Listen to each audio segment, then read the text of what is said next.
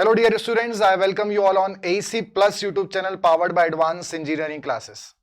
और जैसा कि आप सभी लोगों को शायद पता होगा, आपने सुना होगा, स्टाफ सिलेक्शन कमीशन का जो एक नॉर्मल प्रोसेस होता है उसमें उन्होंने चेंज किया है। और छोटा चेंज नहीं, एक बड़ा चेंज है। और इस चेंज के कारण कई सारे बच्चे परेशान हैं। ऐसे स्टूडेंट जिन्होंने अभी staff selection commission SSC junior engineer JE exams 2022 का पेपर दिया है, वो काफी बच्चे सोच रहे हैं कैसा प्रोसेस आगे होने वाला है। और आज ही एसएससी ने ये यहां पर नोटिफिकेशन जारी किया है, तो इसी बिग अपडेट को लेकर हम आपके पास में यहां पर आए हैं। सो जानते हैं इस वीडियो के माध्यम से कि कैसा ये प्रोसेस होने वाला है। और जो भी स्टूडेंट जिन्होंने एसएससी जेईई मेंस 2022 अपीयर किया है, वो पूरी प्रोसेस को जानने के लिए वीडियो के अंत तक जरूर बने रहिए। तो यहां पर सर जो प्रोसेस में चेंज आया है वो कैसा आया, क्या नोटिफिकेशन है, थोड़ा सा आप बच्चों को इस बारे में बताइए। सर प्रोसेस में एक सिंपल सा चेंज है। एसएससी के ऊपर काफी सारी रिस्पॉन्सिबिलिटी होती है from the starting to the complete recruitment of the candidate. तो इसमें एसएससी का काफी सारा समय जाता है और साथ ही साथ इसमें बहुत ज्यादा टाइम लग जाता है एसएससी को कोई भी एक प्रोसीजर खत्म करने में। So what SSC is doing now is कि एसएससी स्टूडेंट्स को सिलेक्ट करके डायरेक्टली उन्हीं स्टूडेंट्स को अब डायरेक्टली डिपार्टमेंट के पास भेजने वाला है। तो जो डॉक्यूमेंट वेरिफिकेशन का काम जो एक बहुत बड़ा एसएससी के ऊपर हुआ करता था, बहुत ज्यादा लेंदी प्रोसेस, बहुत ज्यादा टाइम टेकिंग प्रोसेस, वो अब एसएससी के पास से हट गया है। अब वो डायरेक्टली सिर्फ डिपार्टमेंट से करेंगे। तो शायद इसी प्रोसेस में एसएससी अब जो है वो बहुत ज्यादा स्पीड से काम कर पाएगा। तो ये जो नोटिफिकेशन आया है सर, इसमें मुझे लग रहा है शायद काफी सारे कंफ्यूजन है बच्चों को काफी कंफ्यूजन है सर इसमें। और यहां पर इन्होंने इस रिक्रूटमेंट प्रोसेस को जो नया मोड इन्होंने लिया है, इस मोड को इन्होंने मिशन मोड नाम दिया है। Recruitment to be made in mission mode में थोड़ा सा फास्ट ट्रैक प्रोसेस अब होने वाली है। और होल रिक्रूटमेंट प्रोसेस जैसा कि आपको यहां दिख रहा है, ये नोटिफिकेशन ही हमने आपको यहां पे शो कर रहे हैं। So document verification shall be conducted by the intending department और द ऑर्गेनाइजेशन। सो यहां पर इन्होंने साफ ये तो चीज मेंशन कर दी है कि जो डॉक्यूमेंट वेरिफिकेशन है जो पहले स्टाफ सिलेक्शन कमीशन के पास होता था, वो अब यहां पर जो इंटेंडिंग डिपार्टमेंट है जिसमें आपका फाइनली सिलेक्शन हो जाएगा, वही आपका डॉक्यूमेंट वेरिफिकेशन करेगा। बिल्कुल। तो सर ये जो काफी सारी चीजें हैं, बहुत सारी कंफ्यूजिंग है, हम इसको बहुत इजी वे में समझने की कोशिश करते हैं।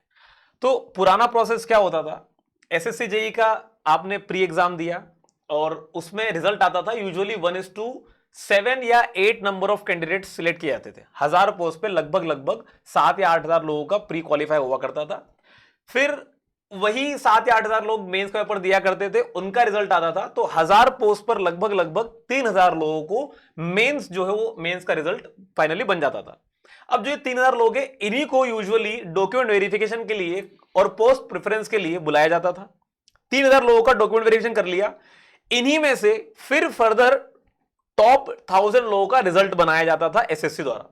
Final result of the allotment of department, दोनों चीज हो जाती थी। अलॉटमेंट भी होता था डिपार्टमेंट का, बच्चों का रिजल्ट भी बन जाया करता था बेस्ड ऑन द मेरिट। जो भी मेरिट रहेगी, तो 3000 लोगों में से जो 1000 लोग रहेंगे उनके मेरिट पे बेसिकली पूरा रिजल्ट बन जाया करता था। इसके बाद सब बच्चों को पता है कि हमें क्या क्या डिपार्टमेंट, कौन कौन सा डिपार्टमेंट मिला है। वही रिस्पेक्टिव डिपार्टमेंट आपको ज्वाइनिंग लेटर या एक्सेप्टेंस लेटर भेजता था। कई सारे स्टूडेंट एक्सेप्ट करते भी थे, कई सारे स्टूडेंट नहीं भी एक्सेप्ट करते थे, तो वो वैकेंसीज कभी कभी बैकलॉग में चली जाया करती थी। ये एक यूजुअल प्रोसीजर हुआ करता था। अब यहां तक what used to happen is this. So इस मिशन मोड के अकॉर्डिंग जो है एसएससी का थोड़ा टाइम भी यहां पर सेव होगा, थोड़ी प्रोसेस फास्ट हो जाएगी, और साथ में जो बैकलॉग वैकेंसीज क्रिएट होती थी उसके भी चांसेस अब यहां पर कम हो जाएंगे। सो अब जो नया प्रोसेस होने वाला है वो कैसा होगा वो भी हम आपको यहां पर बताते हैं। और ये जो है यहां पर हमारा जो अंदाजा है, जो टीम का बोलता है कि जो अब नया प्रोसेस होने वाला है, वो उन्होंने जो नोटिफिकेशन के अंदर कुछ पॉइंट्स मेंशन किए, उनको समझकर हमने यहां पर ये नई प्रोसेस का एक जो रूपरेखा या प्रारूप हो सकता है वो यहां पर हमने आपको बताया है। तो सबसे पहला जो प्रोसेस होगा, जो नया प्रोसेस की मेंस एग्जाम तक तो आपका पूरा प्रोसेस सेम होने वाला है। पहले आप प्री क्वालिफाई, देन आप उसके बाद शॉर्टलिस्ट होते हैं candidate, and then shortlisted candidates will be called for the mains examination. So वो वहां तक सेम है। उसके बाद अब जितने भी जो कैंडिडेट्स हैं जिन्होंने मेंस के लिए अपियर किया है, वो सभी कैंडिडेट्स को यहां पर आपका डिपार्टमेंट पोस्ट कम प्रेफरेंस यहां पर फिल करना है। यहां पर जिससे आपने अपना कैंडिडेट लॉगिन जो पोर्टल होता है एसएससी का, जहां से आपका एडमिट कार्ड वगैरह सारी इंफॉर्मेशन आपको मिलती है, वहीं पर आपका कुछ टाइम के अंदर ही आपका यहां पर डिपार्टमेंट का जो लिंक है वो अपडेट हो जाएगा, और उस लिंक पर जाकर आप अपना डिपार्टमेंट पोस्ट प्रेफरेंस वहां पे फिल कर सकते हैं। तो ये सभी कैंडिडेट्स को होगा। दैट मींस अगर 19,000 जो कैंडिडेट्स जो यहाँ पे अपीयर हुए हैं मेंस के लिए, वो सभी के लिए यहाँ पर उनको डिपार्टमेंटल पोस्ट प्रेफरेंस भरना होगा। And after this particular process अब एक फाइनल रिजल्ट यहाँ पर एसएससी पब्लिश करेगा, और इसमें टेंटेटिव है कि 1:1.5 और 1:2 और माइट बी 1:3 कैंडिडेट्स को यहाँ पर एसएससी बुलाएगा। सर मतलब सारे ही स्टूडेंट जिन लोगों ने मेंस अपीयर किया है वो अपना पोस्ट प्रेफरेंस तो डाल ही देंगे, सभी को इसके डालना बाद एसएससी में जनरेट रिजल्ट, और वो रिजल्ट हो सकता है जितनी पोस्टें हैं उसके बेसिस पे 1.5 या 2 गुना के रिजल्ट बनाकर दे सकता है। एग्जैक्टली। और वो हमें भेजने के साथ साथ वो और किसे भेज देगा? डिपार्टमेंट्स को, राइट? डिपार्टमेंट्स को भेज देगा, और डिपार्टमेंट फिर शायद आगे का प्रोसेस करेंगे। तो जो डीवी वाला जो राउंड है वो डिपार्टमेंट पर ही होगा, जो आपका डिपार्टमेंट आपको सिलेक्ट हुआ है। अब बात आती है सर 1:1.5 और 1:2 क्यों? क्योंकि यहां पर टेंटेटिवली ये हो सकता है इस प्रोसेस के अंदर कि जो 1:1 कैंडिडेट है, मींस जो जितना पोस्ट है उस पर्टिकुलर डिपार्टमेंट में जितनी वैकेंसीज हैं उतने कैंडिडेट्स को तो वो मेरिट वहां पर स्टेटस देंगे, और जो रिमेनिंग एक्स्ट्रा जो कैंडिडेट्स होंगे उनको वहां पर वेटिंग स्टेटस शो होगा। मतलब that can be a chance, that can be a chance. मतलब सिलेक्टेड तो यूजुअली 1:1 ही होंगे, और इन्हीं का जो रिमेनिंग है, और इन्हीं 1:1 कैंडिडेट का डॉक्यूमेंट वेरिफिकेशन होगा डिपार्टमेंट में। जो रिमेनिंग कैंडिडेट्स बच जाते हैं उनको यहां पर वेटिंग स्टेटस शो होगा, और जैसे ही अगर जो यहां पे सिलेक्टेड कैंडिडेट्स हैं अगर ये पोस्ट को छोड़ते हैं, ऐसे कुछ भी प्रोसेस आती है या डॉक्यूमेंट में ये फेल हो जाते हैं, मतलब डॉक्यूमेंट इनका प्रॉपर नहीं होता है, ऐसे केस में जो वेटिंग स्टेटस वाले कैंडिडेट्स हैं उनका वेटिंग क्रिएट होगा। तो इससे दो यहां पे चीजें हो जाती है, इस मिशन मोड से प्रोसेस फास्ट ट्रैक हो गई, साथ में जो बैकलॉग की वैकेंसीज क्रिएट होती थी वो भी अब यहां पर नहीं होगी। एग्जैक्टली। तो this is the best inference that we can draw. अगर इसके अलावा एसएससी कुछ अनसर्टेन, मतलब इसके अलावा कुछ और करता है, so that will be the next update from our side. तो अभी तक को तो जो फाइनलाइज हम ये कर सकते हैं कि this is the exact procedure that we can C.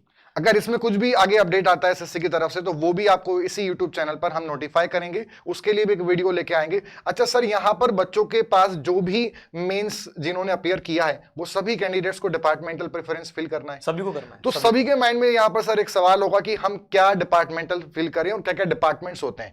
Most of बच्चों को पता होगा, बट जिनको नहीं पता उनके माइंड में एक सवाल होगा। सर इसके लिए I am planning next video जिसमें कि हम ये बताने वाले हैं कि डिफरेंट डिपार्टमेंट्स में से आपको क्या प्रेफरेंस रखना चाहिए बेस्ड ऑन योर सुटेबिलिटी, कि आप आगे आने वाले फ्यूचर में अपना फ्यूचर देखते कैसे हैं।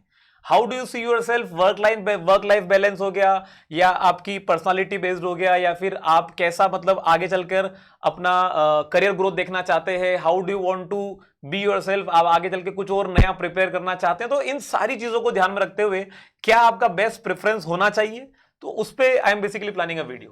तो आप इस चैनल को सब्सक्राइब करें ताकि आपको आगे आने वाला जो वीडियो है, जो सर ने बताया यहाँ पर पोस्ट प्रेफरेंस के बारे में भी, पोस्ट फिलिंग आप पे क्या होनी चाहिए, डिपार्टमेंटल प्रेफरेंस क्या होनी चाहिए, उसके बारे में जल्दी वीडियो आउट होगा। So please subscribe the channel and जुड़े रहिए इस चैनल के साथ और भी अदर एग्जाम्स अपडेट्स के लिए।